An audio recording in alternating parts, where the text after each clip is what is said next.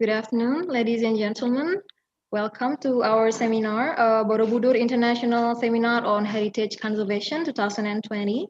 The theme for our seminar this year is the role of Borobudur conservationists on the international scene.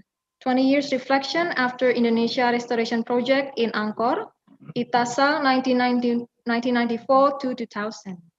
We are going to have the second session in a minute. Before we start, we would like to first of all apologize for a little changing in schedule due to the speakers' schedule changing. And we also would like to announce that the seminar is going to be conducted in two languages, English and Indonesian. You can choose the language by clicking on the interpretation icon in the bottom of your Zoom screen. If you'd like to listen to English language, please click on English. If you'd like to listen to the Indonesian language, please click on Indonesian. And if you'd like to focus on the interpretation, you can eliminate the original sound by clicking mute original audio.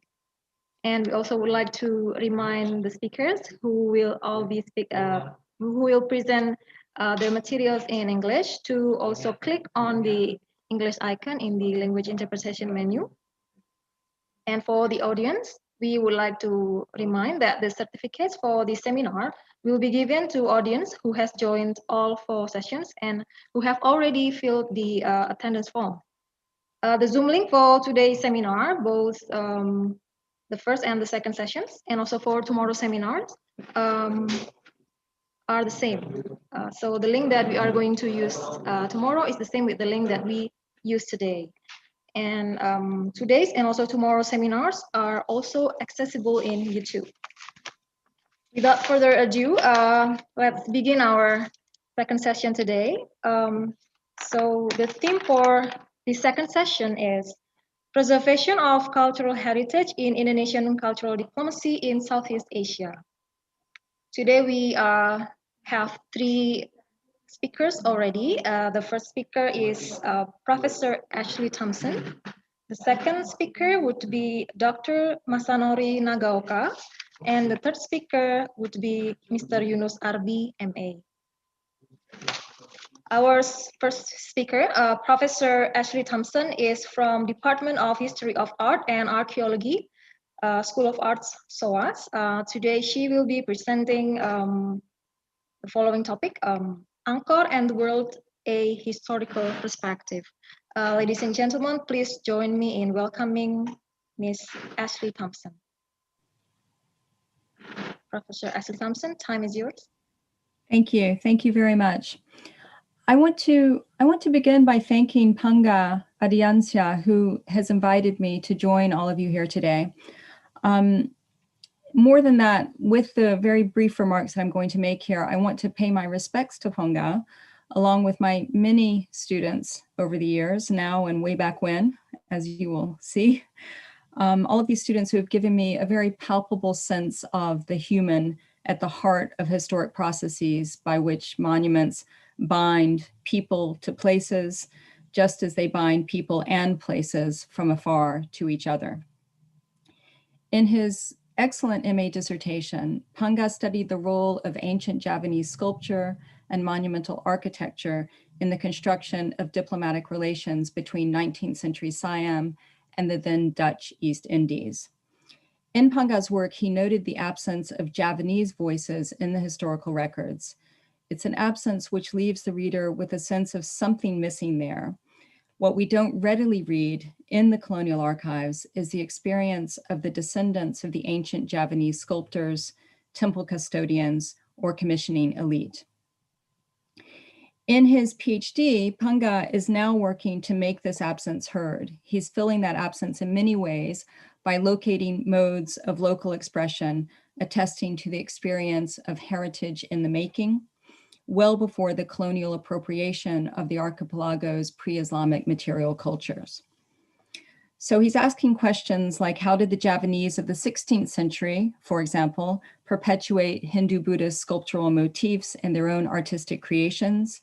How did they live with monumental structures? How did they use them? What did they call them? and how was their religious, political, and even social development inflected by them?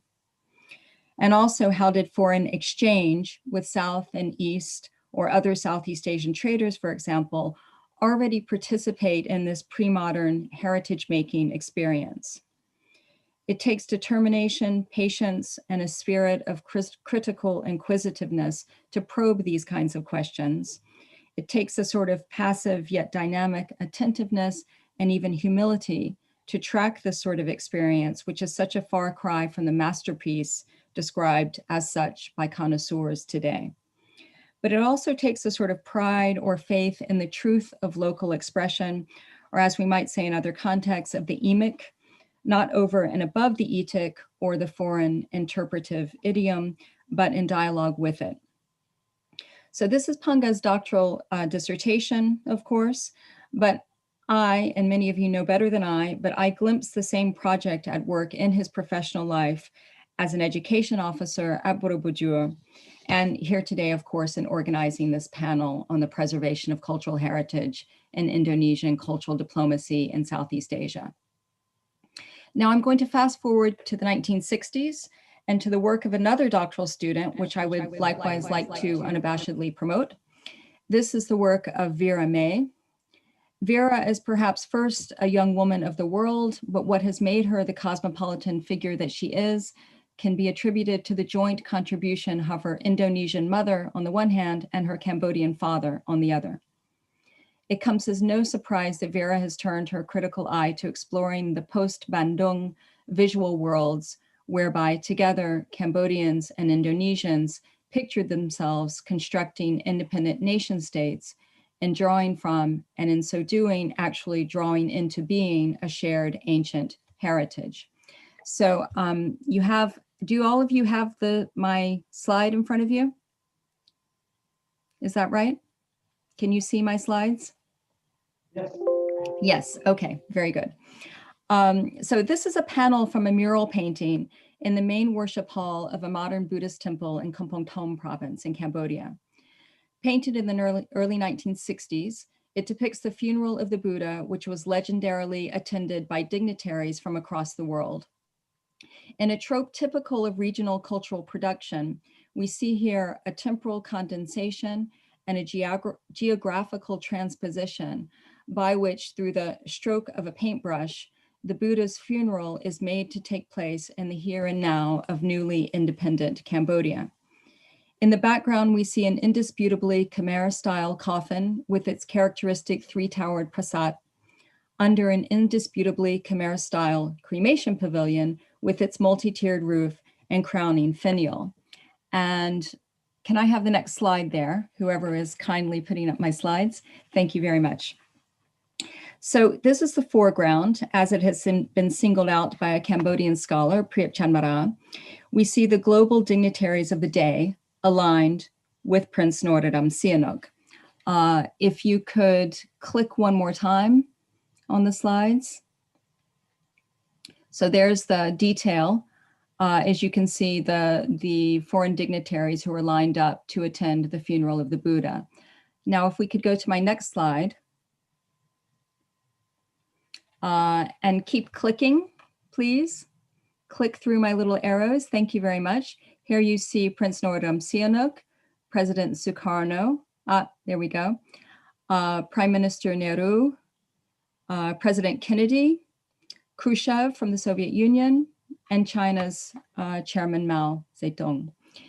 So as you can see, there was an inclusion of all of these people. President Sukarno, we note, is closest to Cambodia's leader. He stands by his side. Many people know that these two world leaders made much of a show of visiting each other's countries, having themselves photographed while mutually admiring classical dancers and ancient monuments. What fewer people may know is that such an international staging was at work in the most local of idioms.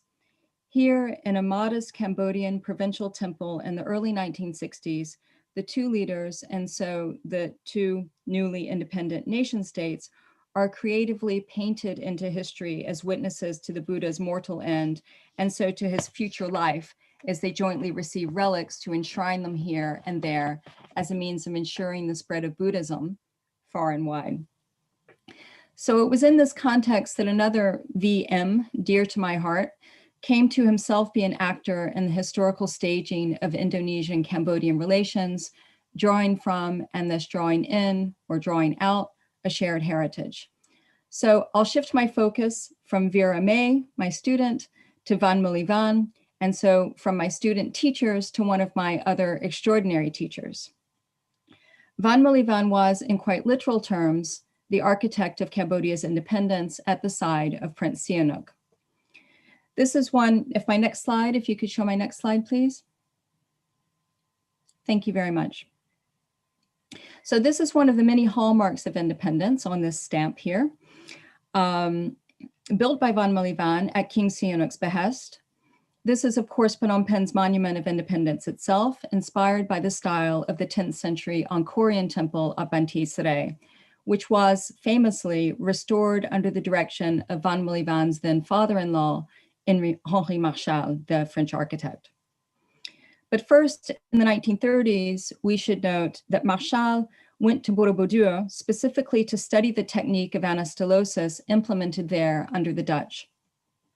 The study period at Borobudur laid the ground for subsequent work, not just at Banteay Seraing, but across the Angkor Park, and heralded decades of exchange between the French and the Dutch at Angkor and Borobudur.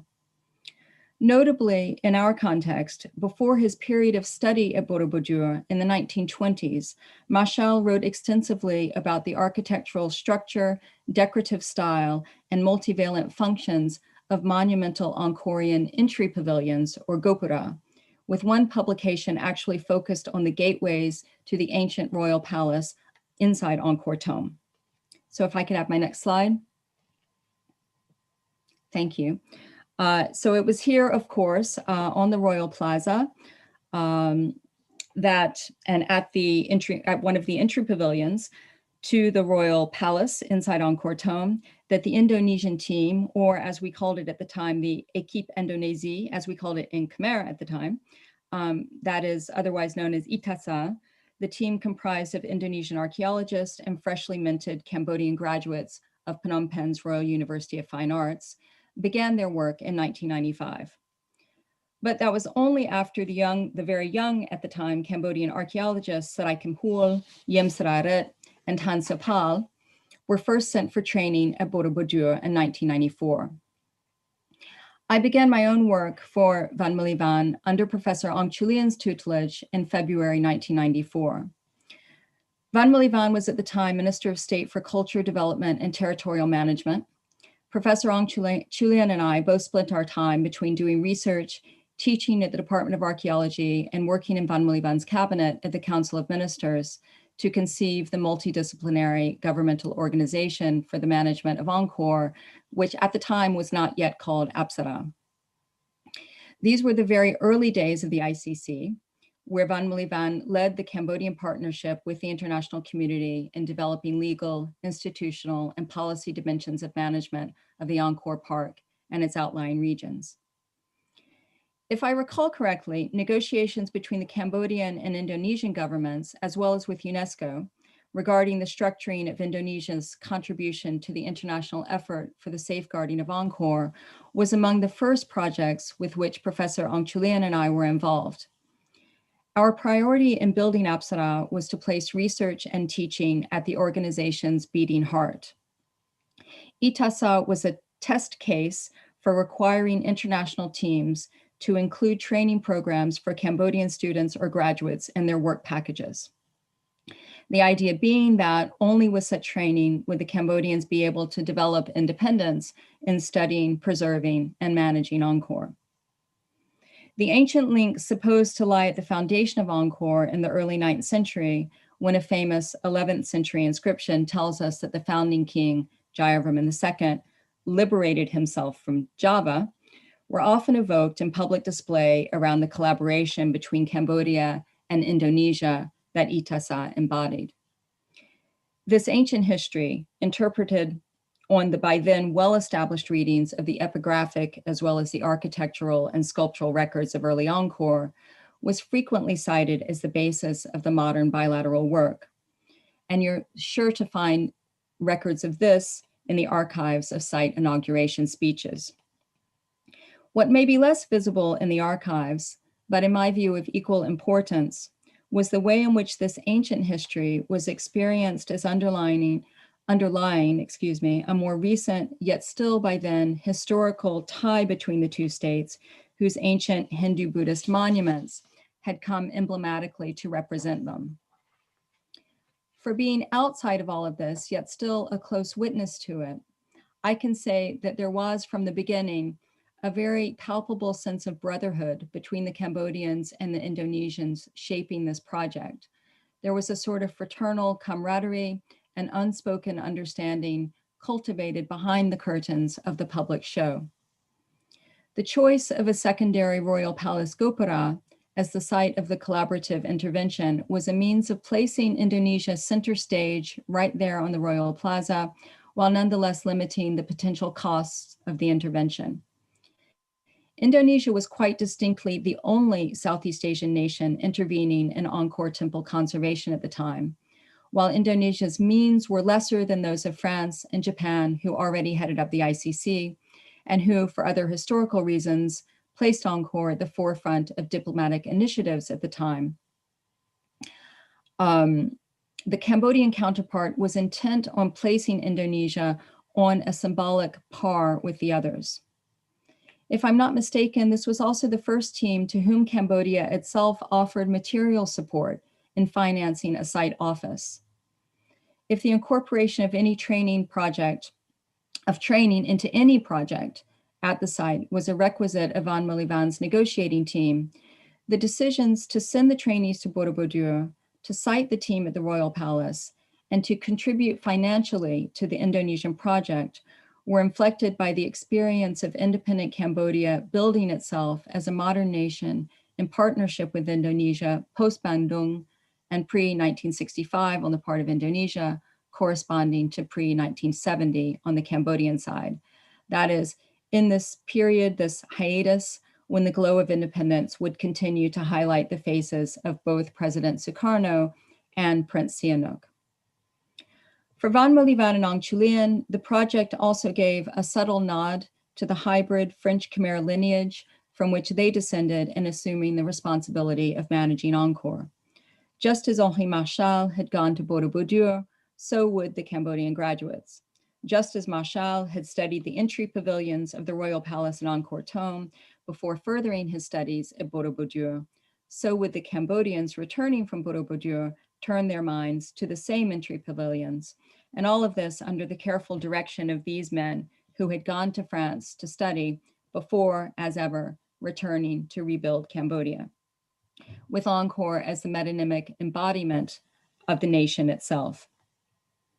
The presence of the renowned Indonesian archaeologists, Professors Sukmono and Sejabati, discreetly presiding over the project from the Indonesian side, enhanced this aura of confidence and pride in the collaborative construction of Southeast Asian independence on the international stage through the collaborative construction of knowledge.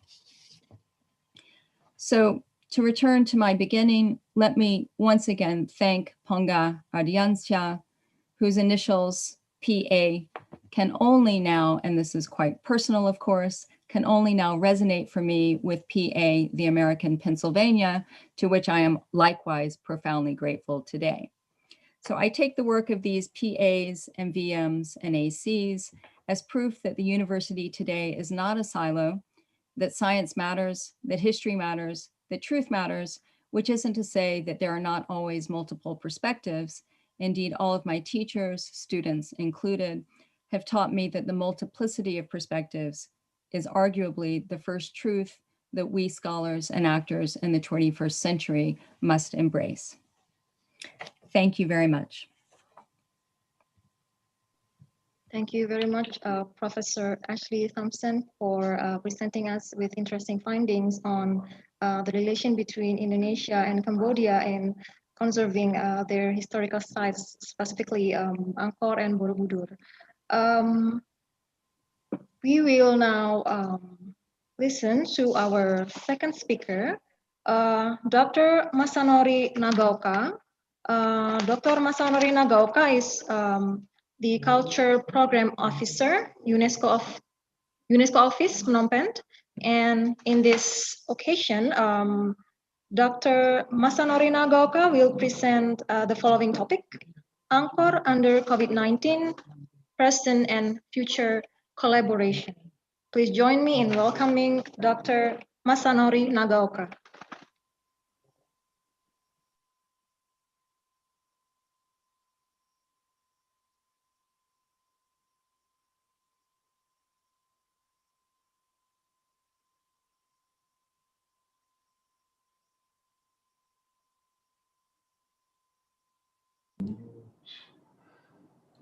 Yes, hello.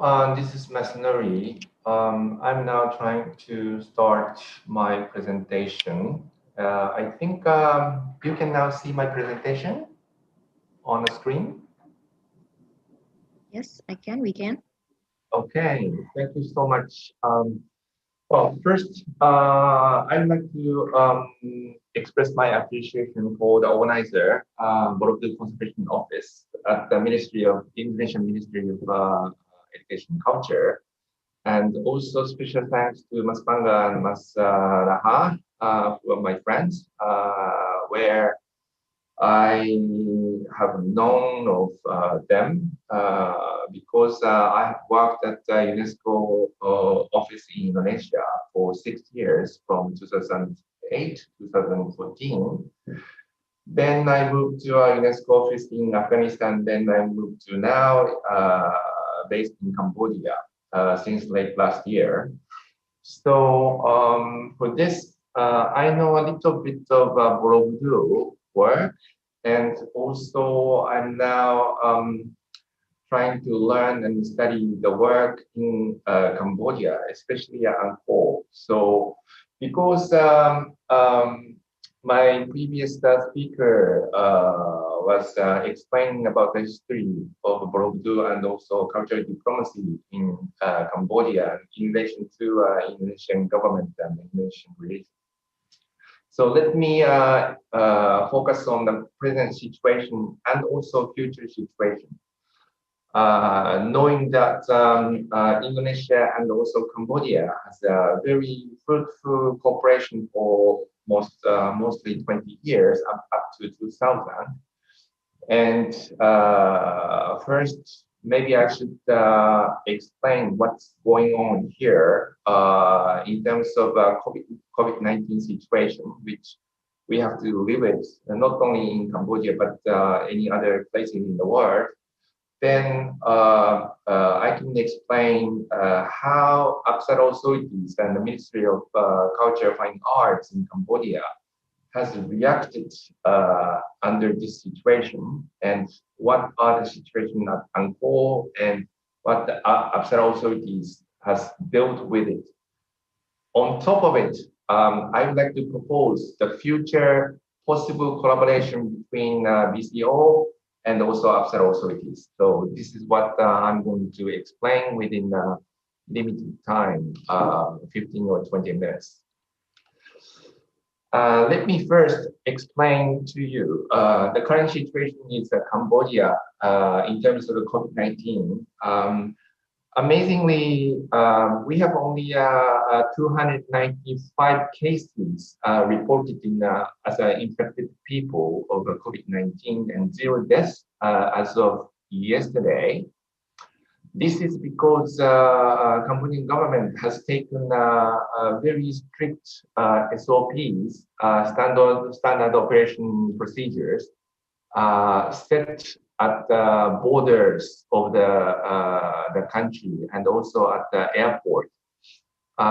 In principle, those who wants to come to Cambodia, inbound travelers, they have to take a 3-time COVID test before arrival, 72 hours prior to departure, and at the arrival, on arrival at the airport, and also, after 13-day arrival, they have to take a test, and they have to show a negative certificate issued by Ministry of Health, So this is how they can ensure not to have a pandemic in Cambodia so far.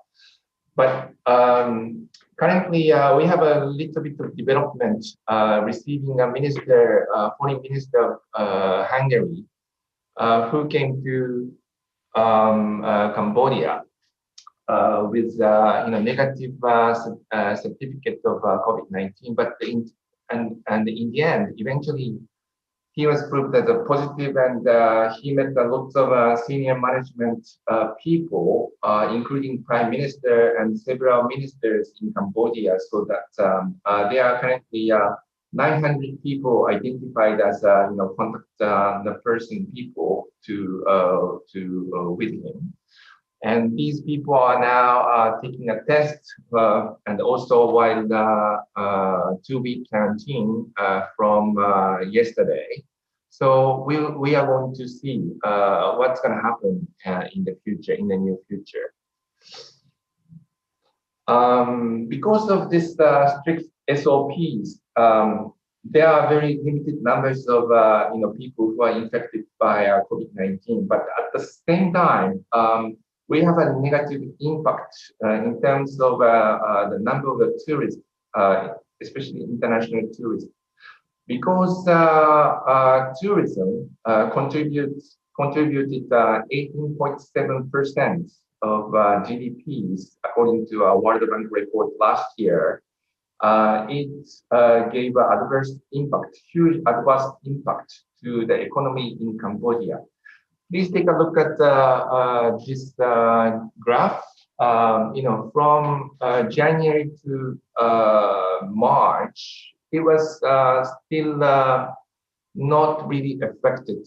But from April to July, compared to the tourist numbers last year, it was severely affected. Minus 99.00% was decreased. The numbers of international tourists decreased, and this doesn't give us any economic advantage.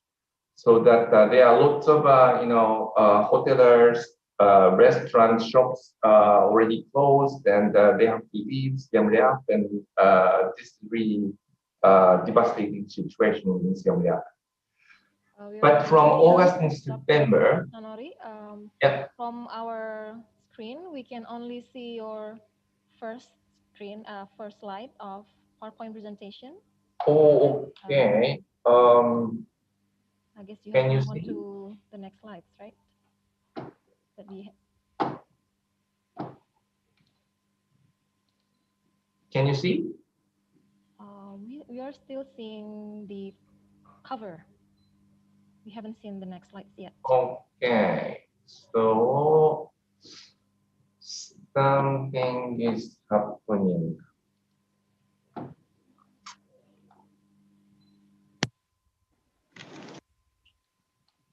Okay.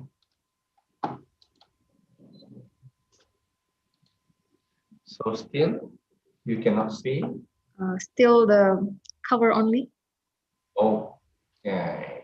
Let me do it again. Now we can see the third slide. Okay. Yeah, we can see the third slide now. Yes. Can you hear me? Yes, I can hear. Yes. So how can you see? It's very clear now. The third slide.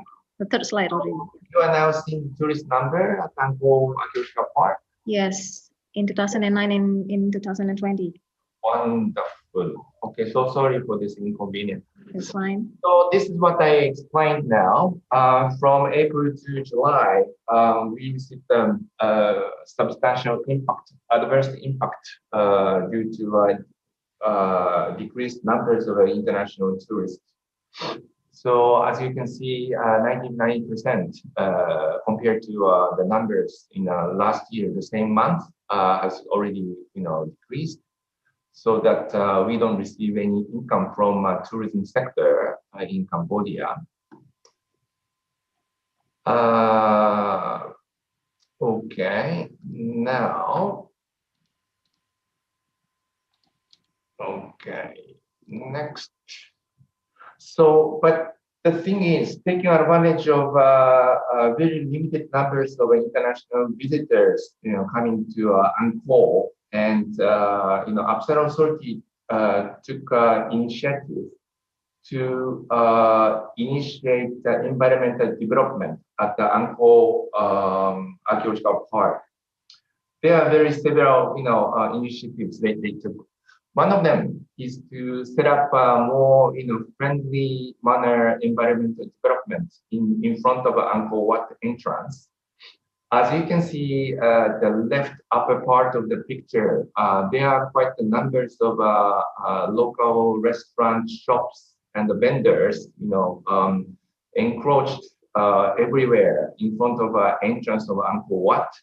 But then Upside Authority had a negotiation and consulted with these people, local people, vendors, and the local business people to move to Paradise. This is what you can see on the right below side here. What they did was they set up the environmental, friendly manner development area for the tourists and also to interact with local people in front of the parking lot where the visitors will come by car and to park here and to go through this area to go to Angkor Wat. So that this is, this is a smooth flow for the visitors who can interact with local business people, who can more, to give a friendly manner environment for the visitors to welcome. And this is before, after, upper left-hand side and below left-hand side. So currently, there are Upside Authorities is under development of entrance to provide more environmental friendly, circumstances to the visitors. And plus,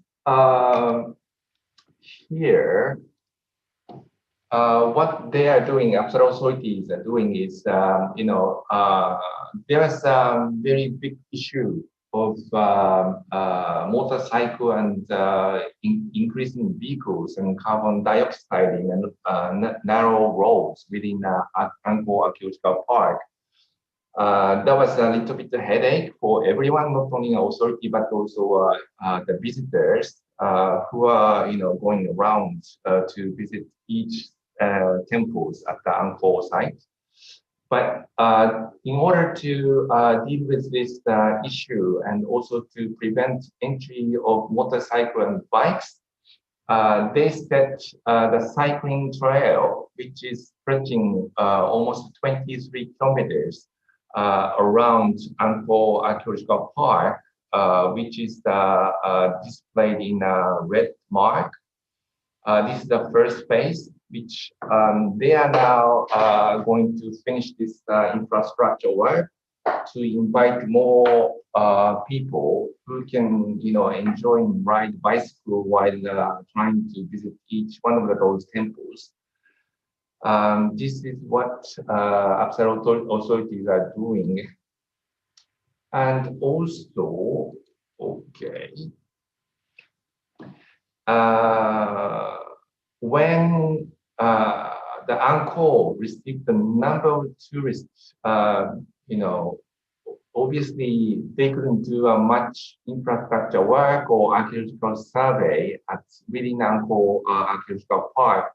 But as I said, due to very limited numbers of international and domestic tourists, they made infrastructure work recently, which is to namely to stop this road on the left-hand side. This is Angkor Thom, this is Bayon, this is Elephant Terrace, and this is King's Palace. When we take a look at the map done by EFAO, French School of Far East, there was no road in early 20th century. But now we have an asphaltic road here, which is giving a little bit negative impact due to vibration of vehicles to Elephant Terrace. And this is one of the reasons why Apsara authorities now is planning to close this asphaltic road in front of Elephant Terrace and also King's Palace, and to reroute this road, signed by a blue mark, and to make more environmentally friendly and also something good for the state of conservation for the monuments. And this is what they are doing, and almost the construction of a reroute road was already finished. And plus, it's not only an infrastructure work for the development of tourism, but also they made quite a number of archaeological site survey, which couldn't have done due to the influx of numbers of tourism. But now, because of the limited numbers of tourists, they are doing lots of archaeological work, which had planned before, and now they are under the implementation. One of the discoveries is the wooden structure in Barai in front of Angkor Wat main temple. When you hear any image about Angkor, people can think about only stone structured temples and monuments. But from this discovery, we understand that it was also a wooden structure used in festivals and or any ritual events at the time of construction in Angkor. And this is one of the discovery which Apsara Authority has found. But the issue is, because Apsara Authority doesn't have any staff who's dealing with preservation and conservation of the wood underwater, this is one of the reasons why UNESCO is now trying to intervene to give a hand for the capacity building for the conservation of the wooden structure underwater. And we are under discussion how these underwater, the cultural heritage underwater can be preserved and conserved at the same time to give more capacity building activities for the Apsara authorities. Same thing happened at Straslan. This is the new discovery. This is also stone structures, and also under the stone structure, we have found that the wooden structure, which had quite giving impact to sustain the stone structure. So this is what we are discussing: how these archaeological sites can be conserved and preserved, and also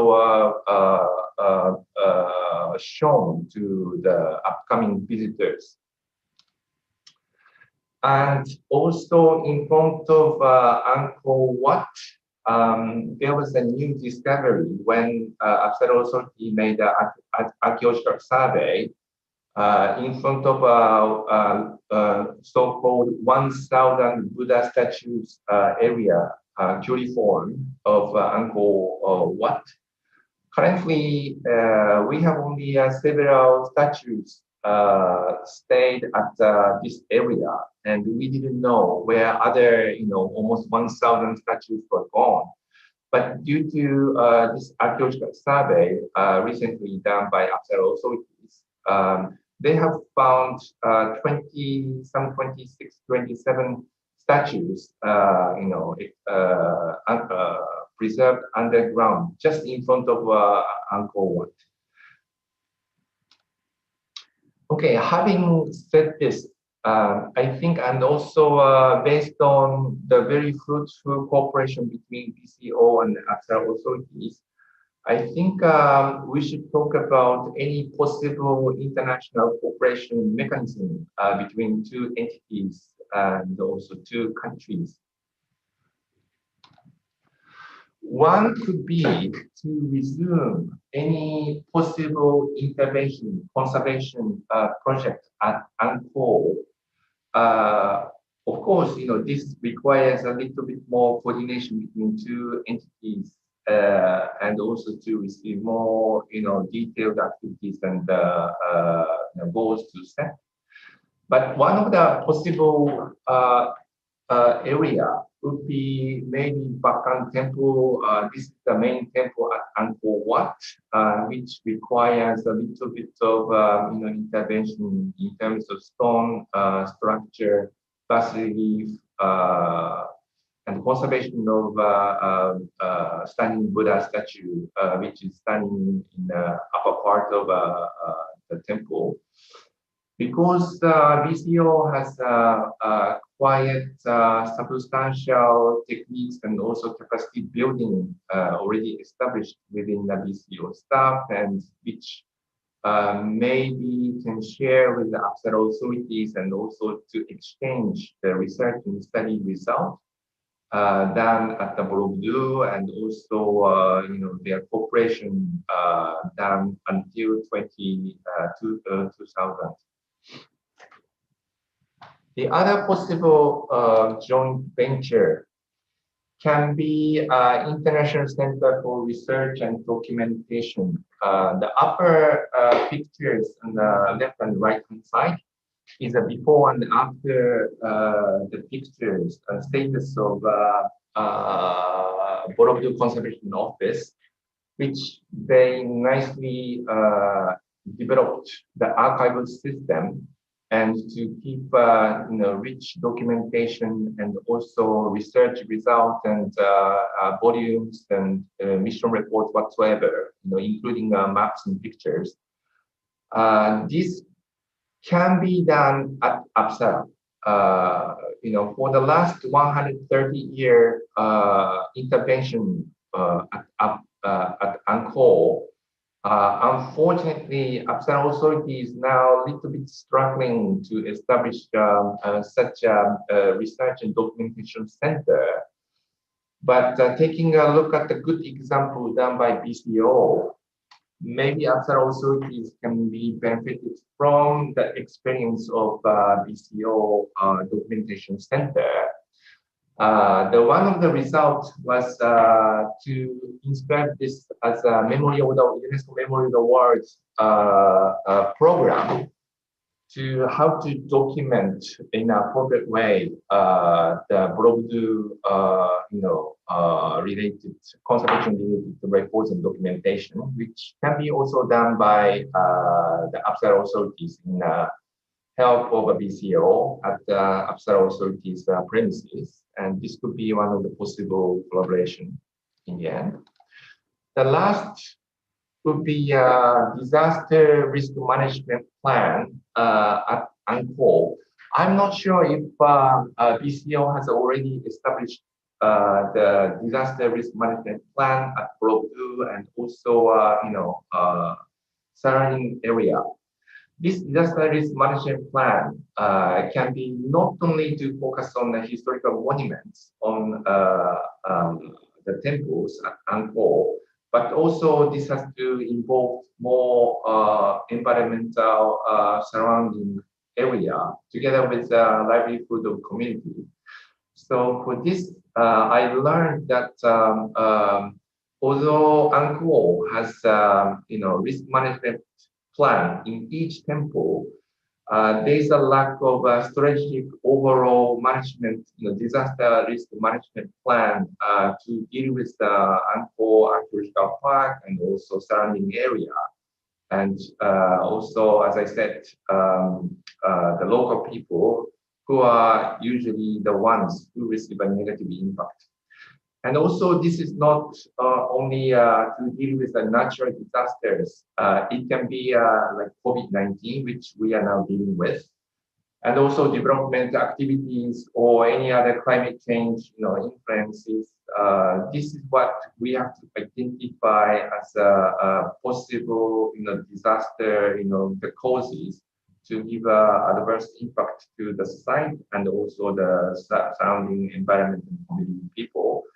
And our target is to make a action plan, how to deal with it, and also not only to make a plan, but the implementation monitoring is a very important part. So if Borobudur BCO has never ever done it, maybe this is what we can work together with Angkor and Borobudur, where we see lots of common issues and challenges, so that this could be one of the areas even which UNESCO office can give a hand to help each other. So having said this, I think, yes, this is the end of my presentation. Thank you so much for your attention. Thank you very much, Dr. Masanori Nagaoka, for your presentation. In his presentation, Dr. Masanori Nagaoka presented the most actual situation regarding the pandemic in Cambodia, and also the current environmental development at Angkor Wat, and also he also delivers some new discoveries through archaeological. And Dr. Masanori Nagaoka also presented some possible collaborations which could be conducted between BCO and also Apsara. We will now invite our third speaker, Mr. Yunus RBMA from iCommerce Indonesia. Mr. Yunus RBMA will be presenting the following topic, preservation of cultural landscape, opportunities and challenges. Mr. Yunus RB, time is yours. Yes. Can I share screen now? Pardon? I share my screen. Yes, sure.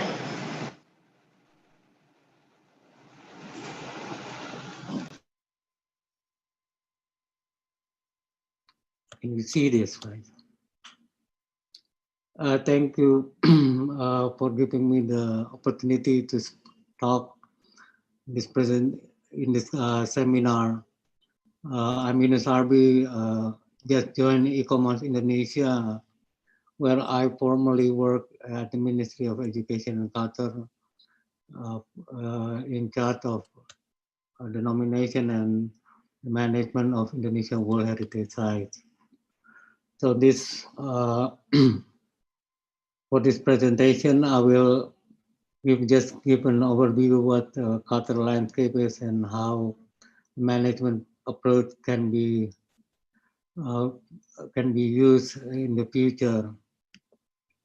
So as we all know that since the discovery of Thomas Raffles in 1814, restoration have been done by Van Erp, and then through the campaign, through the safeguarding campaign for Borobudur, by involving the UNESCO, has been started since 1973 to 1983, with a total restoration, and in 1991, 8 years after the end of the campaign, Borobudur was inscribed in the UNESCO World Heritage List. Under 3 criteria, it is the masterpiece of Buddhist architecture and monumental art, an outstanding example of Indonesian art and architecture from between the early 8th to late 9th century, and the indigenous ancestor worship and the Buddhist concept of attaining nirvana. Since now Borobudur temple could be used as Buddhist pilgrimage site, although its overall atmosphere is, however, to a certain degree compromised by the lack of control of commercial activities and the pressure of the tourism management strategy. The religious link between Buddhist Borobudur, Mendut, and Bawan annually now it's been served as for the Buddha's Vesak Day. And the World Heritage Committee actually at the 35 and 36 session urged that the state party to develop and implement appropriate legal measures and rules for conservation, restoration, management, and use of the World Heritage properties of religious interest. And 2017 has been discussed about Borobudur in Bangkok in 2017. And Ministry of Education and Culture with the Ministry of Foreign of the Religious Affairs have been conducting a meeting and how the management during the Vesak Day should be implemented.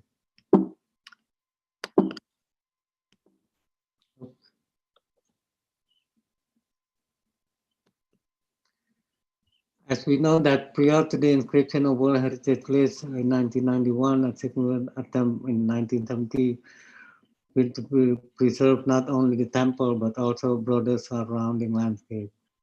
The approach sought to define and manage the wider cultural landscape of Borobudur with community participation.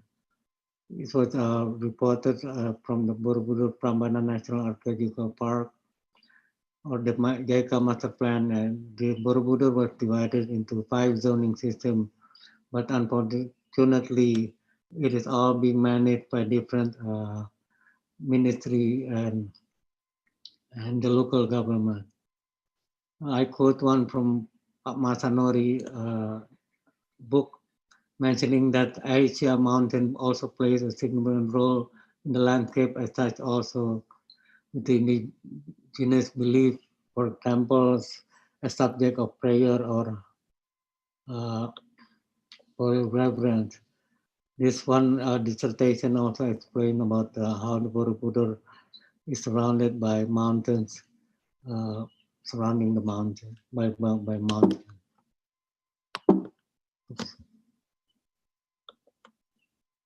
Heritage into landscape. Since 1990, Indonesian heritage management paradigm shift from authority-driven and monument-centric approach to community-based approach for wider landscape preservation in the early 20th century. This issue then clearly stated during the opening address of 20-year collaboration meeting with UNESCO concerning evaluation of Borobudur. The Director General mentioned about it's time to formulate a tourism development program that would also benefit the local community. It's called the second phase Borobudur Restaurant Program for the 20 years after 2003. Some activity have been done, like I mentioned earlier in the opening about the Trail of Civilization, which to attempt to create a single destination in order to revive tourism to visit and enhance Buddhist-related sites across Asian countries. But since 2008, I think it's 3 events have been done, and then it stopped. I think it's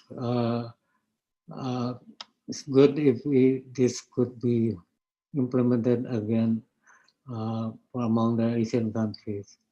The second is the Ruat Rawat Borobudur, which been initiated by Suchoro, a local community who initiated the activity, was first held in 2003 by the community of Borobudur. These activities of Ruat Rawat aim to strengthen the awareness of tourism potential of Borobudur Temple. This becomes an annual event that still exists up to now. The third is the International Borobudur Field School and Cultural Landscape organized by Gajah Mada University and Kyoto University. This is an effective method to stimulate bottom-up approach for the conservation of cultural landscape toward local community. And recently by the Ministry of State-owned enterprise developed a 20 village community center or Balkondes as part of their corporate social responsibility that aims to improve the quality of life of rural people around the Borobudur temple tourism. The legislative measure in heritage discourse in Indonesia evolved also from the monument-centric to spatial management. including scenery control and involvement based on community-based approach for the protection of the wider area of Borobudur. The Ministry of Public Works, in accordance with the law concerning spatial management number 26 in 2007 and the governmental regulation 26 2018 concerning the national spotting planning, followed by presidential decree number 58 Borobudur strategic area in 2014.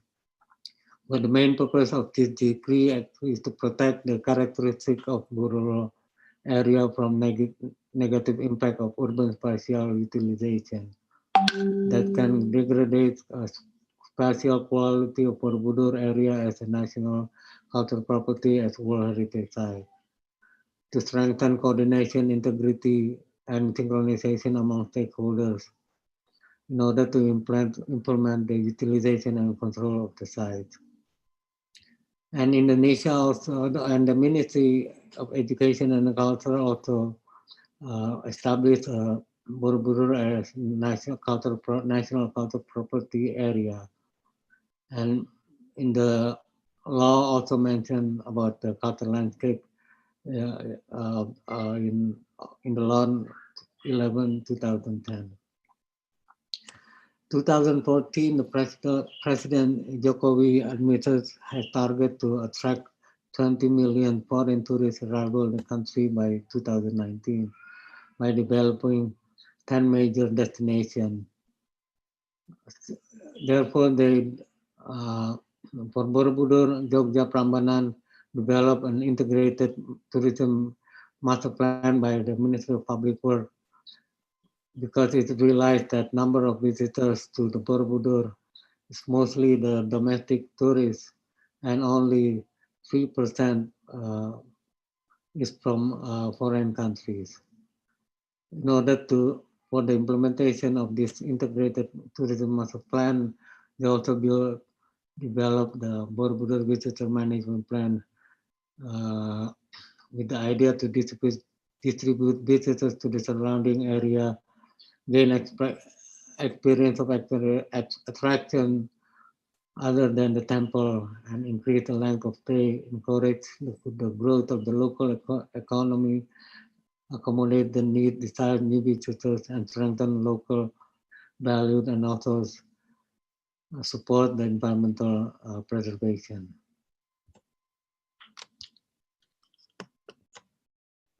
So in defining what is a landscape, Juka Lesto Ikram recently mentioned that landscape as a territory, landscape means an area of perceived by people who result from the interaction of natural and human factors.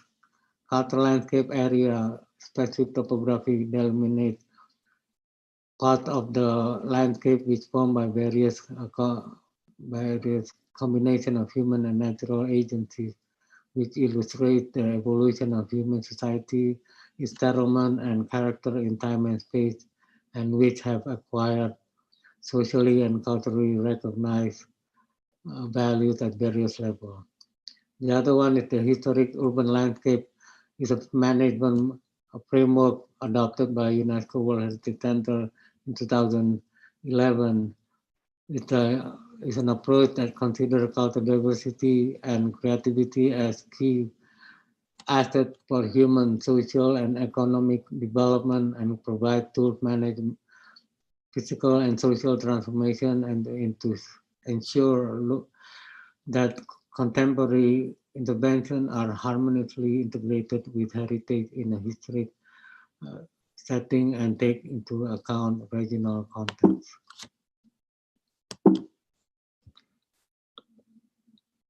Evolution of the World Heritage concept by the creation of cultural landscape.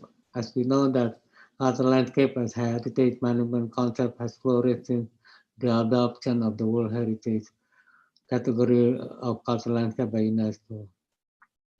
3 categories under UNESCO is the design landscape, organically evolved landscape, and associative landscape. Indonesia have one cultural landscape, which is the Bali cultural landscape.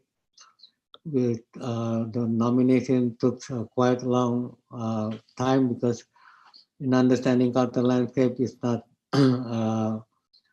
formally we only understand about the monument, the temples in Bali, but when using the term cultural landscape, it means to see how the connection between the temples and the surrounding landscape. For instance, the Subak, which is known very well known in Bali, that has connection with the temples, and then how the water irrigation system works. It goes from the water resource from the lakes, and one of the big sites that reflects how the Subak system shown in like in Bali, like in one of the sites which is located in the Tabanan and Buleleng Regency. And to manage all this, we established a management principle of adaptive co-management by diverse stakeholders and modified this to suit Balinese context. It connects individual, organization, agency, and institution at multiple levels by means of democratic governing assembly. And considering the cultural landscape are outstanding manifestation of the interaction between humankind and its natural environment in a specific geocultural area, illustrating that essential and distinct cultural element of such region, and it becomes apparent that their protection and enhancement and management are key for sustainable tourism. If we see the map that's been done by the Borobudur Conservation Office, it shows that the area within the National Strategic Area mostly have rice field, is the biggest still surrounding Borobudur area. So the comparison, but nowadays most of the rice field has been, there's a rapid growth being done in the Borobudur. Although there's still the National Strategic Area presidential decree. So this is some reflection of how the rural characteristics compromise of numerous agricultural lands, especially with paddy fields. The value of the natural resource that exists around the heritage can be added to increase the value of Borobudur heritage sites, because from the relief shown in the Borobudur temple show how the situation of the surrounding area, and within the site there's also an ancient river which is now grown for a paddy field, and still there's a lot of traditional villages in the surrounding area. So based on the study of the IFLA e-commerce principle, the doctrinal text mentioning that threat for this agricultural landscape is because of the demographic and cultural, such as the population growth in urban area, urban expansion and intensive infrastructure work, global pressure, loss of tradition practice, structure, change and growth of trade and relation, environmental such as climate change, pollution, environmental degradation, and so on. The challenge that the heritage should play a significant role in the recognition, protection of, and promotion of rural landscape and biocultural diversity due to the significant value it represents. So conservation and integrity and authenticity of the heritage should also focus on assuring the standard and quality of living of the local population working and living in rural landscape.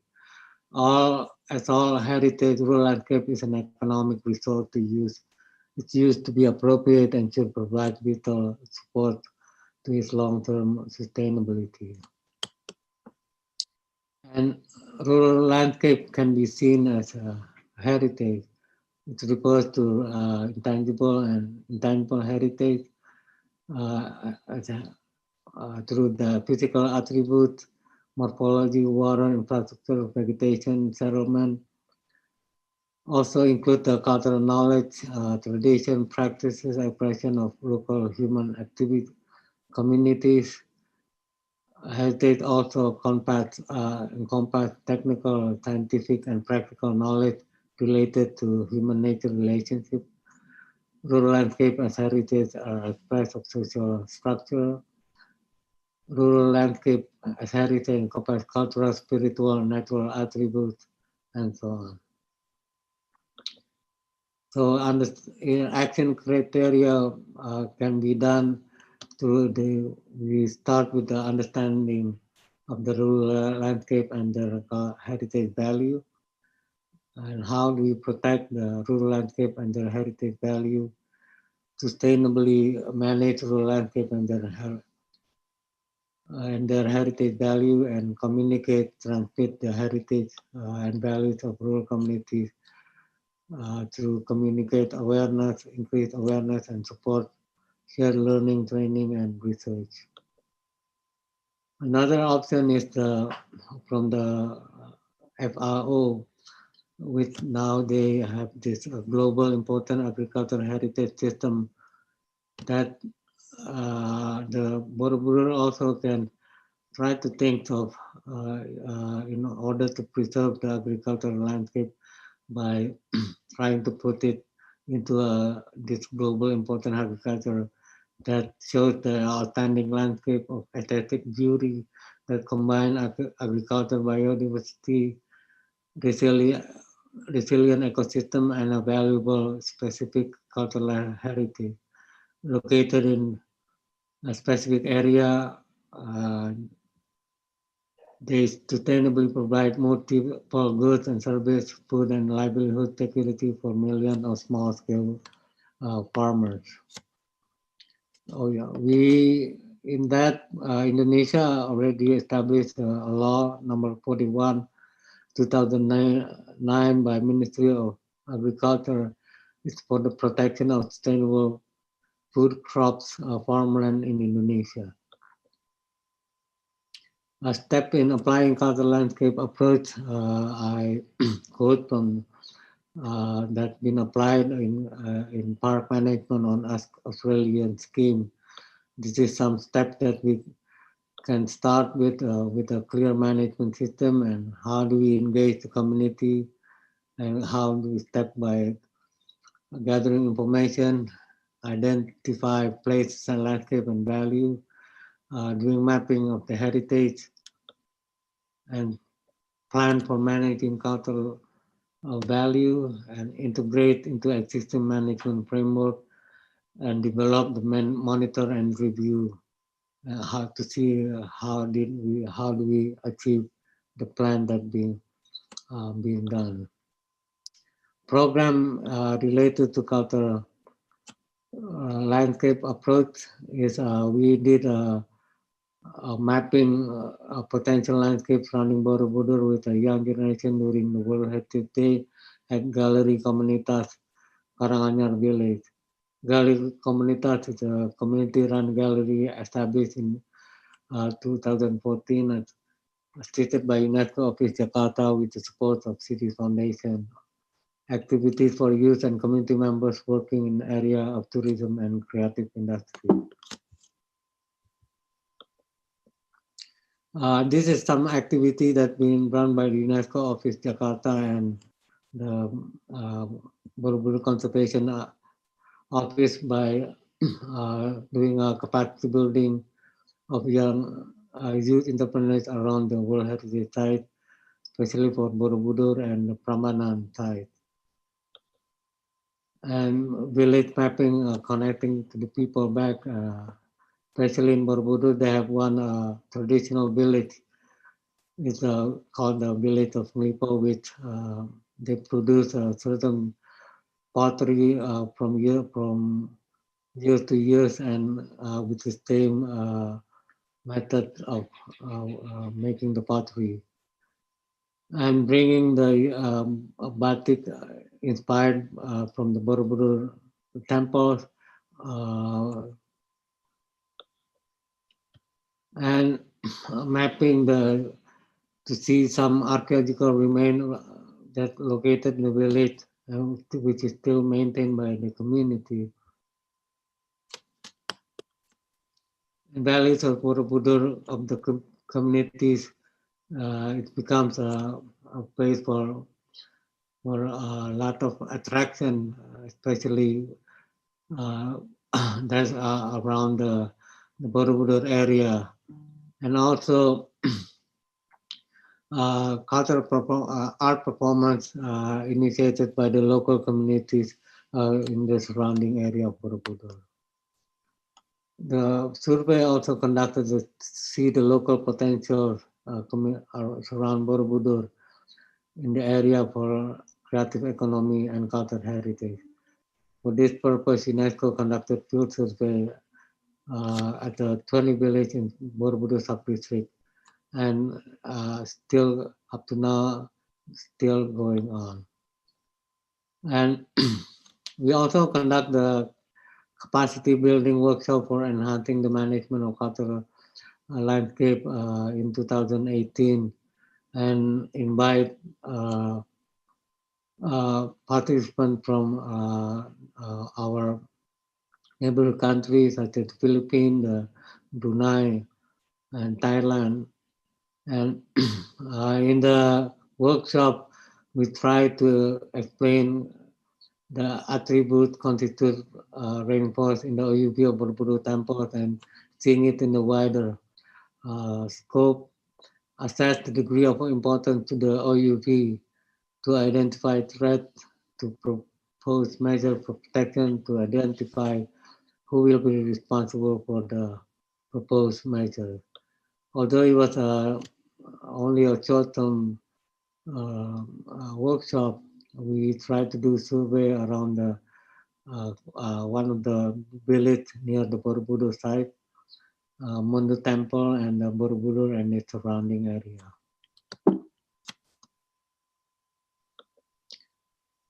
Discussion was highlighted that the need for bottom-up, for the people-centric bottom-up initiative engaging the local community in conservation of cultural landscape in different contexts. Stakeholder coordination with the community that directly linked to the community to the implementation of the plan and policy. Development of community empowered local tourism, encourage village-based enterprise. Identification and map of cultural elements, attributes in the region.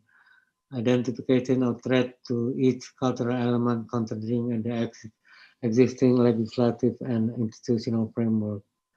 So this is some of the findings of the workshop, to see that the attribute that reflects in the OUV, such as the natural setting, and then we see the sub-attributes around it, like the ancient lake, the Dagi Hill, the Menorah Hill, and where it's located, and who actually is responsible in managing this area. The rural settings, such as the rice field, plantation, village, traditional house, traditional agricultural practice. And also seeing Borobudur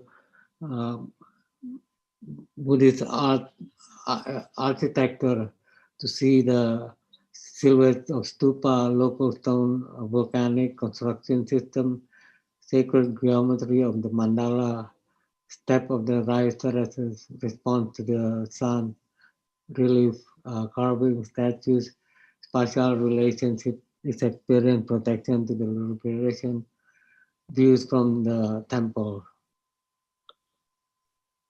And the workshop was continued in the following years in 2009 in trying to identify of area which need control to sustain visual integrity of Borobudur cultural landscape. Through the two, it is recommended that to establish a working group with appropriate members from multidisciplinary background for developing comprehensive document for protection of the cultural landscape surrounding area. By using the new Indonesian National Law Number 5, 2016 on cultural advancement, or the Undang-Undang Pemajuan Kebudayaan, the effort to improve cultural resilience and contribution of Indonesian culture to the development of world civilization through protection, development, and utilization of culture, as well as capacity building, empowerment of culture professionals. The last is the sustainability cultural landscape is ensured only through close cooperation between sectors. Sustainable and equitable socio-economic development, environmental conservation, good governance, preservation and promotion of culture that can sustain the cultural landscape.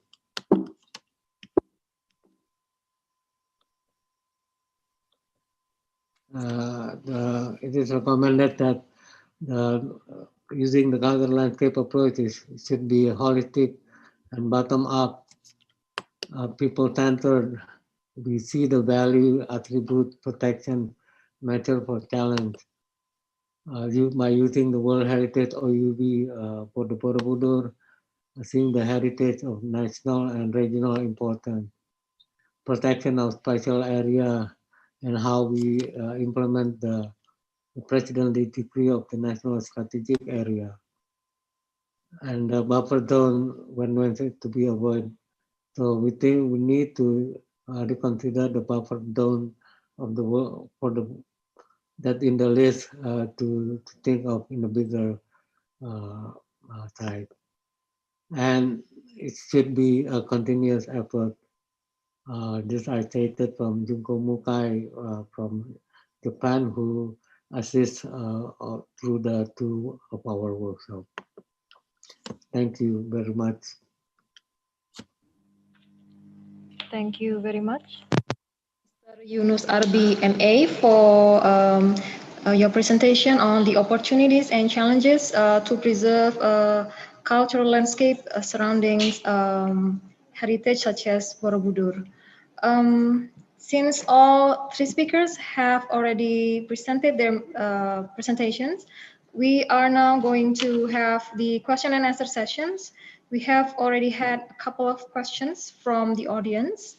The first question is actually from Professor Himanshu Prabhare, but this question has been answered by Professor Ashley Thompson directly in the question and answer column.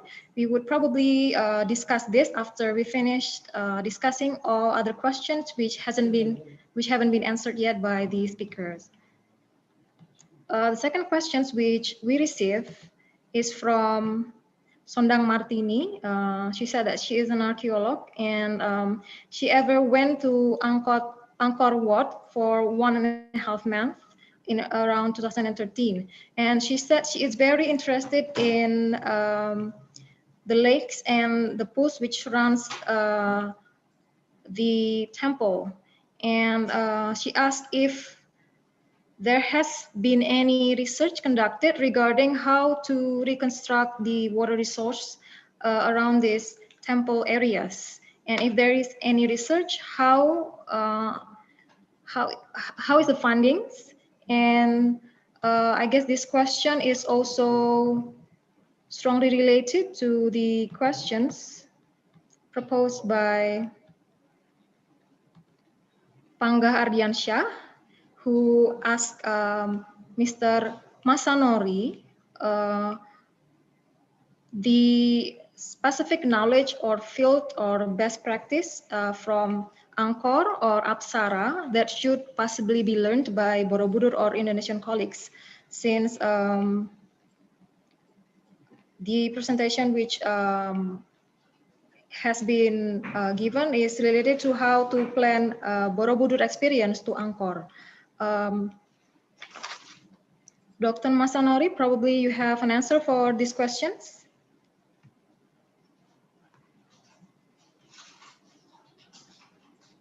Hi, hello. Yes, thank you for so much for this question from Mas Bangga. And well, there are quite a number of similar challenges and possible interventions could be done by Apsara authorities and also BCO, respectively at Angkor World Heritage Site and also Borobudur archaeological temple compounds. I guess the both institutions, Apsara and the BCO, has already received a number of technical capacity building training, and they have already had intensive knowledge and techniques how to deal with temple conservation. So I think it's not just one lateral approach from BCO to Apsara or vice versa from Apsara to BCO. But I think there could be a high time for both parties to benefit each other, to exchange their knowledge and techniques, how to deal with conservation projects at each site. But exchange of their opinions and techniques and knowledge is one thing.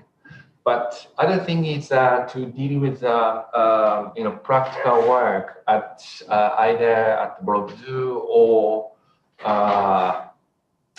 temple of any temple at Angkor, which, as I said, requires a little bit of coordination between two institutions.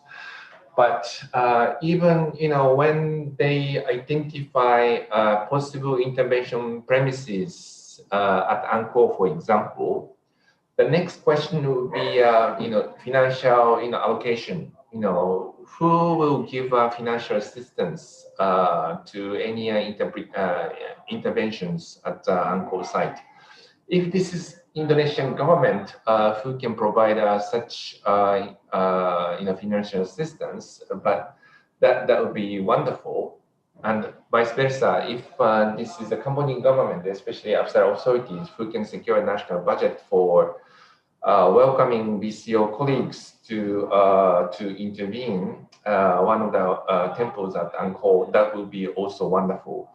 But as I understand, it is not really feasible for the time being because of not only a COVID-19 issue, but also very limited, national budget of each government, if I understand correctly. So if this is the case, maybe UNESCO could be of help to intervene, to knock on the door of the international community, who can be maybe showing their interest in providing financial assistance if we identify any project. So this is the reason why I raised some 3 optional actions to propose to BCO and also Apsara authorities.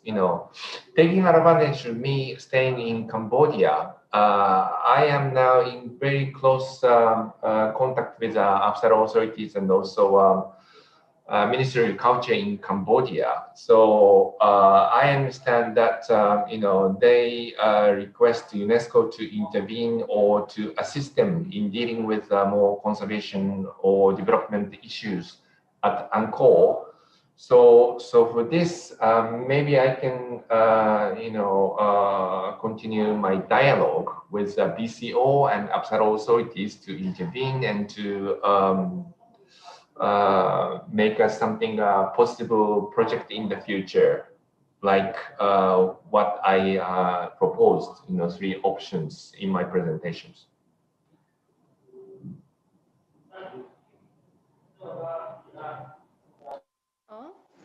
Mr. Masanori Nagaoka? Yes. Yes, thank you for the answer. So financial assistance, either from the government or from UNESCO, is the main factors which can manifest the ideas which is proposed by Mbak Sondang and also Mas Prangga. And the next question is from Mr. Budiono Santoso. Mr. Budiono Santoso stated that to restore Borobudur or Prambanan or Angkor, there would be there will be a huge financial implication. And however, massive influx of visitors bring a significant revenue for all these temples. But on the other side, this revenue could also impact the sustainability of the temple buildings. Is there any way out for these problems? Is there any balanced solution in order to help to preserve national heritage such as Prambanan, Borobudur, or Angkor? This question could probably be answered by Mr. Masanori or Mr. Yunus. Pak Yunus, you want to answer? No, I do not have the capacity to answer regarding this, since maybe I think it's from the Borobudur Conservation Office can help in following regarding this financial need.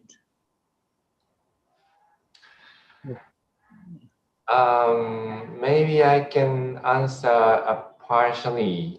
In the case of Angkor, because now I'm dealing with Cambodia Ministry of Culture and also upside authorities to assist them in maintaining and managing the Angkor site, plus other two World Heritage sites in Cambodia. Always we have a issue of financial allocation. If this is not coming from a national budget of Cambodia, UNESCO has to seek for any assistance, financial assistance from an international community. Usually we have a traditional, very generous contribution coming from an international community, especially from France, Japan, Italy, Swiss, Korea, etc. And also we have our partners from World Bank or ADB, and these are the possible could be donors to come up with not only a financial assistance but also technical assistance in their capacity.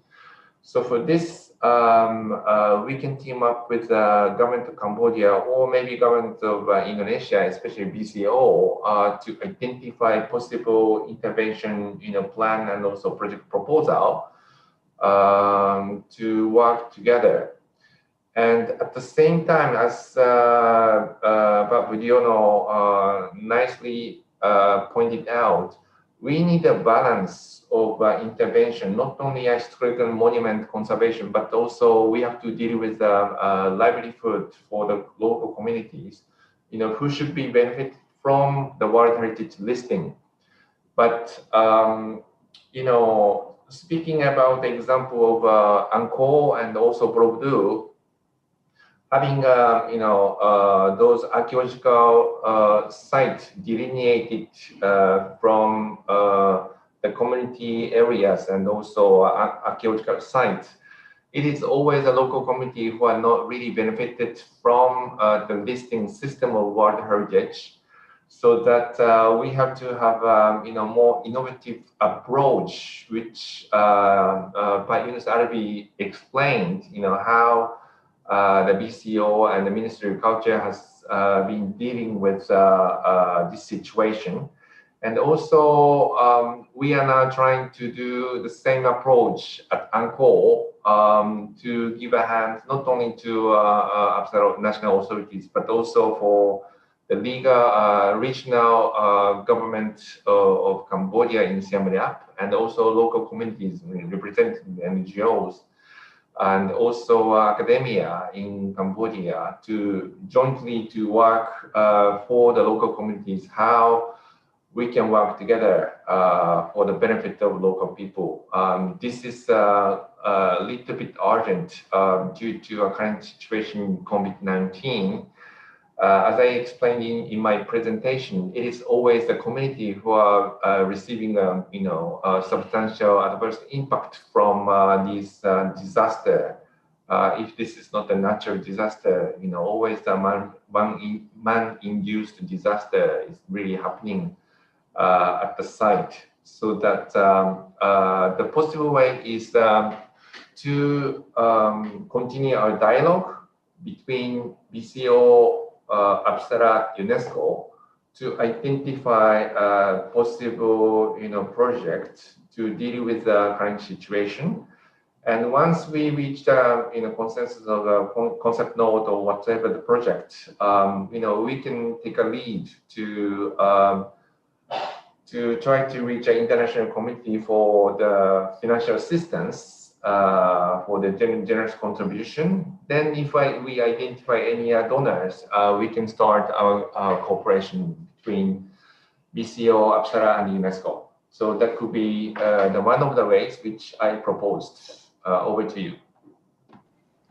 Yes, thank you, Dr. Masanori Nagaoka. Talking about local communities, we have this one question here discussing how the local communities around Borobudur is supported by both the local and central governments, and various trainings about community empowerment and livelihood enhancement is conducted in order to help spread the visitors to the villages.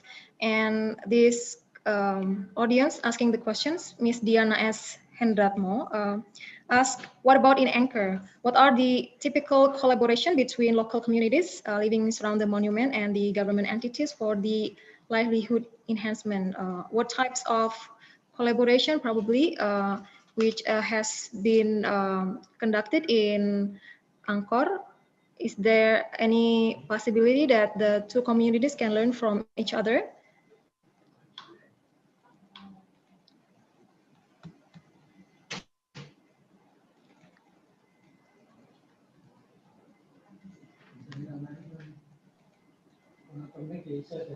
So the question addressed to me or any other? Yes, she would like to compare how the interaction between the locals and the government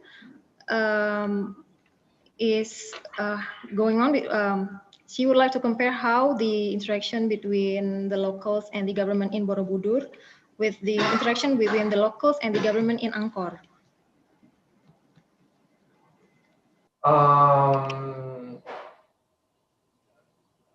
The government entity has their own role. First, it is the government, especially Ministry of Education and Culture in Indonesia and the Ministry of Culture and Fine Arts in Cambodia, who has to take a responsibility of preservation, conservation, and maintenance of World Heritage Site, which is articulated in operational guidelines of World Heritage Convention, and which is some sort of a commitment which those two governments made a pledge already when they joined this convention. Having said this, they also have to think about how the community residing besides the World Heritage Site can be benefited from a listing system. Speaking about my experience working at the UNESCO office in Jakarta, we had a project at Borobudur from 2010, 2014, 15, receiving money, financial contribution from the government of Australia and also from Germany, plus other international community to deal with not only conservation of Borobudur temple compound, but also to develop a livelihood component for the local people. To deal with it, and also knowing that there was a very limited interaction between the visitors, international visitors, and also local community at the Borobudur site. And also we identified that whereas there are variety of local products produced by the local people, which are relatively little bit of needing assistance for the quality control and also designs and everything. So for this, Jakarta office of UNESCO has initiated the project of livelihood, especially in a Karaganya village, which is 1.8 kilometers away from Borobudur temple compounds of the World Heritage Site, how to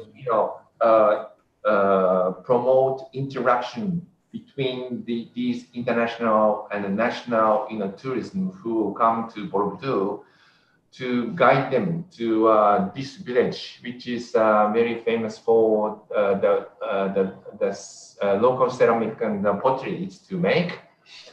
And with coordination of BCO, which has made archaeological survey, and they made number of potteries discovered in the vicinity of Borobudur temple compounds.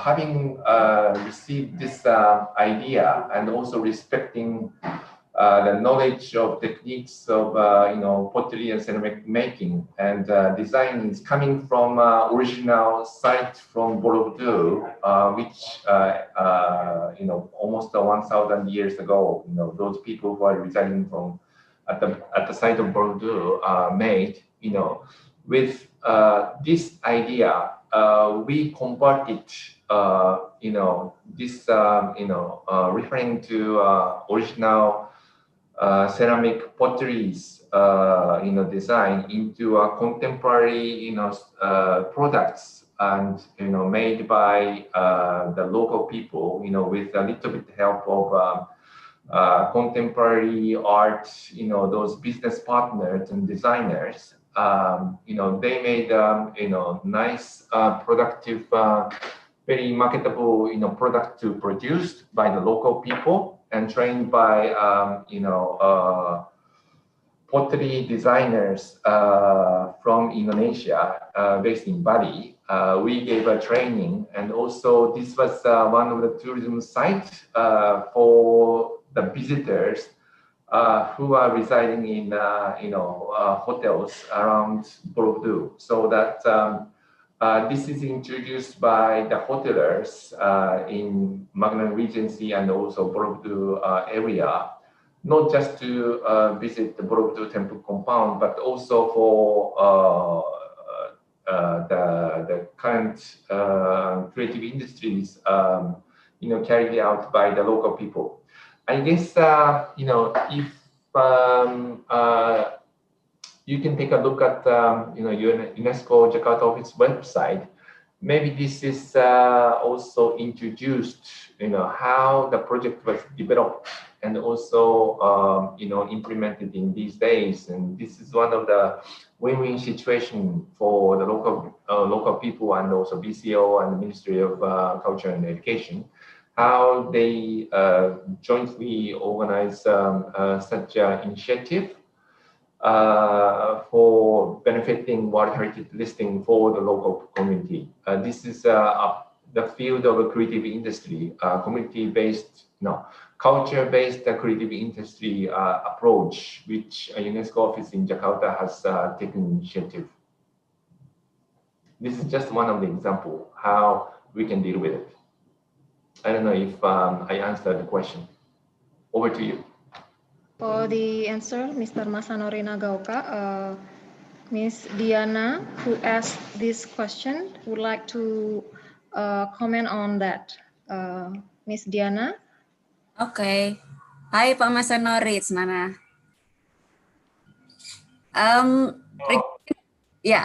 Regarding my question, the support of UNESCO Jakarta that you stated before has been continued, and so far we have also expanded. The UNESCO Jakarta also has been expanded the community support to Prambanan and other heritage sites. But I would like also to reiterate that during the last few years, the local and national government in Indonesia has been also providing support to the local communities of Borobudur. So because the local communities here also keep hearing that they are being compared with Angkor, or if in Angkor is like this, if in Borobudur like this, then I wonder perhaps is there any possibilities for the two communities to learn each other? So like for the civil society here and also the local communities can also learn what is the typical collaboration between the local communities and the local government in Angkor in terms of livelihood enhancement and how they can inspire each others. So that's basically my question. Is there any opportunity for that? Thank you. Yeah, thank you, Nana, for your question. Yeah. Maybe this question can be addressed to Apsara authorities who can be right institutions to answer to your question, how they can deal with the local communities. But within my capacity, we are now trying to deal with artisan Angkor. You know, artisan Angkor is leading institutions which is giving a hand for the local communities, you know, how to make quality products based on their, you know, history and, you know, environment, you know, reflecting the more, you know, turning into a contemporary, you know, souvenir and the products. I don't know if you ever heard the name of Artisan Angkor. Yeah, we visited there. Good. The thing is, because of this COVID-19, the Artisan Angkor, this is you know, big company in Cambodia dealing with culture-based products. You know, is going to be even, you know, closed. Even their office headquarters in Siem Reap and also the shops in Siem Reap has already closed due to the effect of COVID-19 situation, receiving no very limited numbers of international travelers. And also they are going to close their shop in Phnom Penh. And having said this, I'm now dealing with former CEO of Artisan Angkor and also senior management of this company. How we can revitalize this action in different areas, you know, to empower the local communities, you know, having their expertise and knowledge, you know-how of the training. The issue is, you know, we have to change the mindset more to local community. You know, products targeting to international communities, not the way for the coming years. But we know that locally produced products and services is still marketable for the local people, domestic people, and, you know, which are quite relatively, you know, mediocre quality of a service and products. So this is one of our targets, you know, how the locally, you know, usually daily basis consumption goods and services can be improved and developed by the hands of former colleagues of Artisan Angkor, who has very good knowledge and experience. Having said this, we are trying to team up with these people for the local communities, working with the local communities, not only in Sembria, but other provinces which has also received the negative impact from a COVID-19 situation. So once this is successful, maybe this the work or mechanism can be applicable to other countries, neighboring countries, including Indonesia. We are now trying to work together with Myanmar and Cambodia for this approach. And if if this is successful, maybe we can try to include other countries, including Indonesia, for this initiative. I don't know if this can be successful in the future or not, but we are giving it a try. Okay. Excellent. Looking forward to it. Very much. Same here. Thank you very much for the discussion. We still have some more questions to discuss. This next question is for Mr. Yunus Arbi. This is from Mr. Muhammad Taufik. He asked, what does Pak Yunus think of the new buildings which are in the first zone of Borobudur? He thought the buildings changed the natural landscape surrounding Borobudur, and has the government done something about that? Because he has already asked this question to the local government, but there is the government stated that this is the responsibility of the central government. What do you think, Mr. Yunus Arbi, about this question? Thank you. Well, actually, because Borobudur already have this national strategic area presidential decree, and where development have regulated and how to control and what types of building can be done. But if there's in the World Heritage context, this might be a problem because every development that is being planned need to do what they call it heritage impact assessment, because building new intervention within the World Heritage site has to be approved by the World Heritage Center, and then because new intervention sometimes can degrade the outstanding natural value of the site, so it has to do the heritage impact assessment, and if this ever happens and the World Heritage Center view the situation like this, it will be the state party of the government of the Republic of Indonesia have to give a clear answer for such new development happening in the site.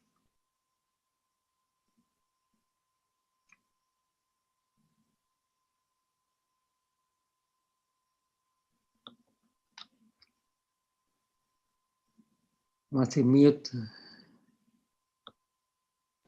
Thank you for the answer, Mr. Yunus Arbi. We hope this answer Muhammad Taufik's question. We still have one more question from Mr. Budiono Santoso. This is also for Mr. Yunus Arbi. He stated that around Medang Kingdom areas, there are abundant historical artifacts spreaded, and he thought it would be a problem to bring these artifacts to the museums. Thus, he proposed that community members to participate in protecting and preserving historical sites. What do you think about this, Mr. Yunus? And has the government done something about this? He said that the local governments have already started such initiatives. Thank you, Mr. Yunus. I think it is coming from the local initiative, I mean from the village, to develop such an open museum by collecting historical artifacts around. It's a one good solution that, but the only problem is can the local can preserve and maintain the collection or the artifacts in a proper way. I think this need to be such a collaboration with the Borobudur Conservation Office in a way on how do we protect the collection, the objects from deterioration and human factors that might be taken away. But the idea of building an open site museum in the village is a good initiative, and this should be it's a good initiative that needs to be implemented within the site, because this will also give interpretation on the site that have many new findings, and the village through the local government build a site museum that will also give an opportunity for the local for the tourists could also come to the area while visiting the Borobudur Temple Complex. Terima kasih.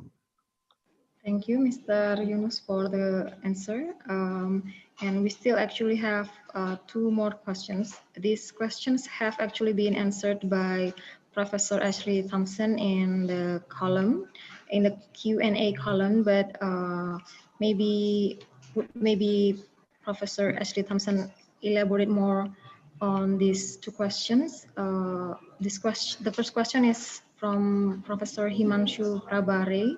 According to him, it is interesting how Professor Ashley provided the local and regional historical perspective in understanding Angkor, and by presenting to us the Indonesian students' works on the Hindu and Buddha past.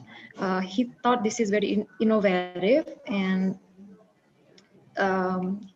he said to what extent would UNESCO actively promote this kind of themes? Professor Ashley? Thank you. Thank you. Yes, no, just to connect this question back to the other questions that have been asked, the kinds of discussions that have developed around those, it seems to me to be quite important to think that there has to be a combination of very strong leadership, understanding the importance of community involvement and of connection to local communities, at the same time that there has to be understanding of those local communities and on the ground research-led engagement with them.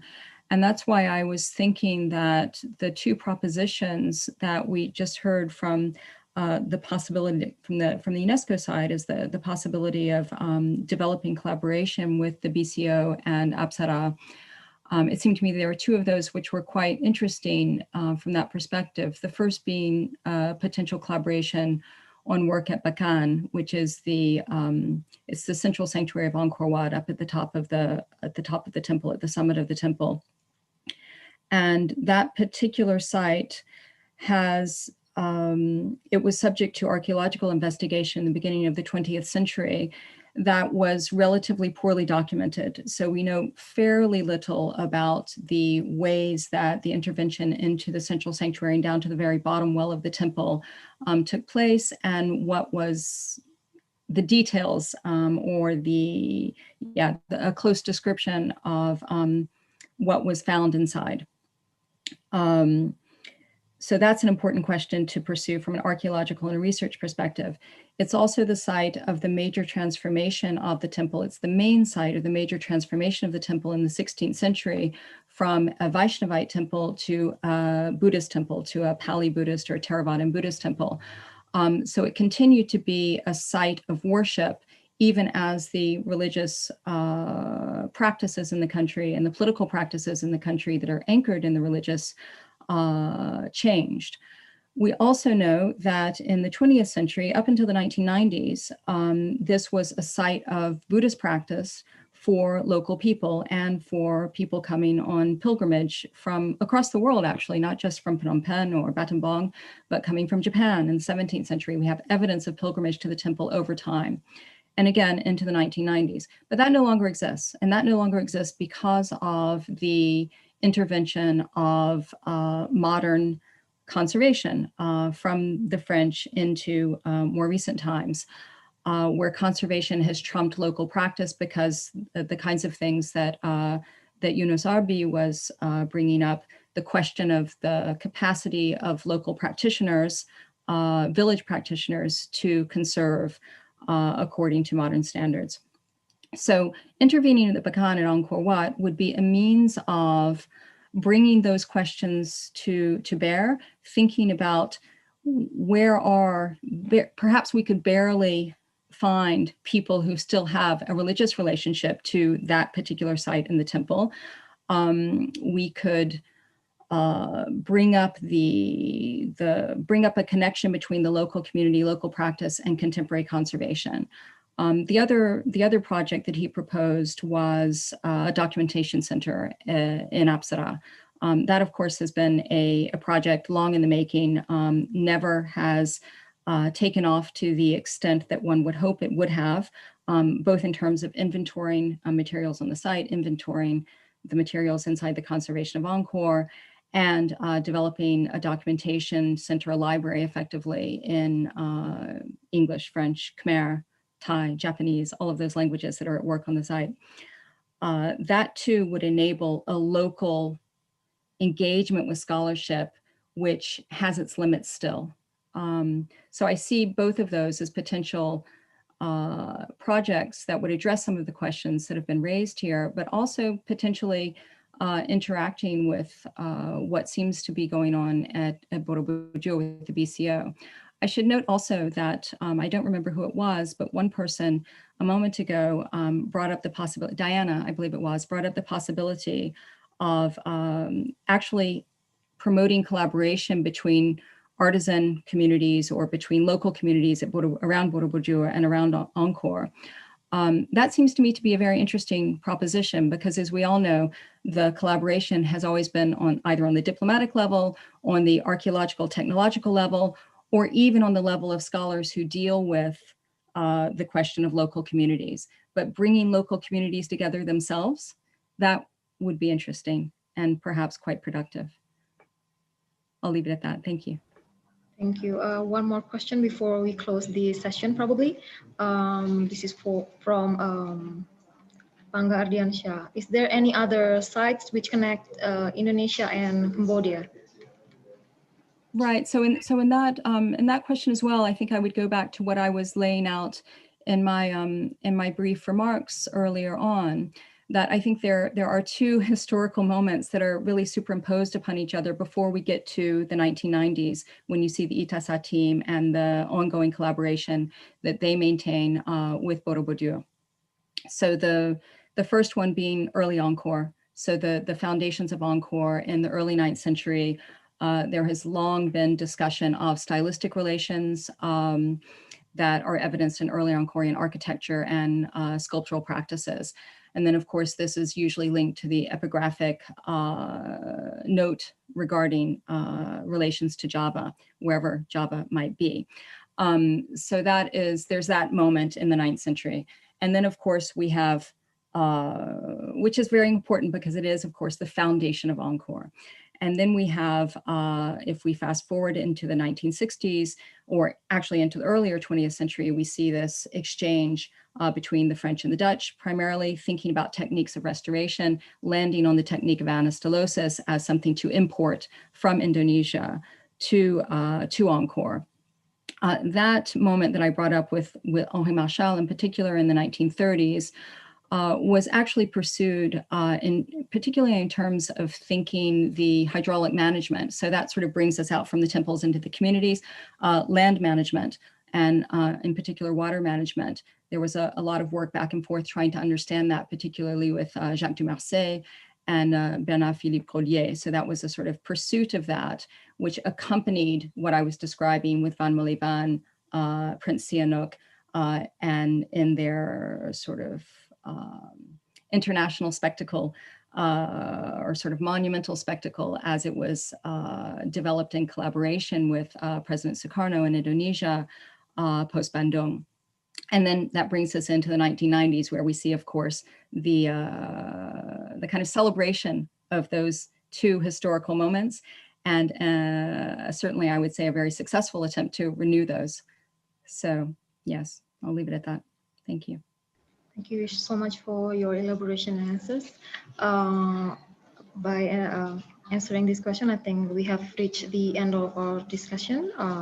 So far, we have already discussed the historical relation between Indonesia and Cambodia and how to preserve our historical sites, which are Angkor and also Borobudur, and also the challenges to this and also the solutions, hopefully, to this. And we hope this discussion would encourage further work, further operations between Indonesia and Cambodia in the future. We would like to thank all the speakers and also all our audience for joining this session. We would like to also inform that we still have 2 more sessions tomorrow, the 3rd and the 4th session. The 3rd session would start at 10:30 and the 2nd session would start at 15. Thank you very much for all the participation and the attention. We hope to see you again tomorrow. See you and thank you. Sorry, tomorrow the first session would start from 10. We are sorry. There's a changing. The 3rd session would start at 10 a.m. Thank you.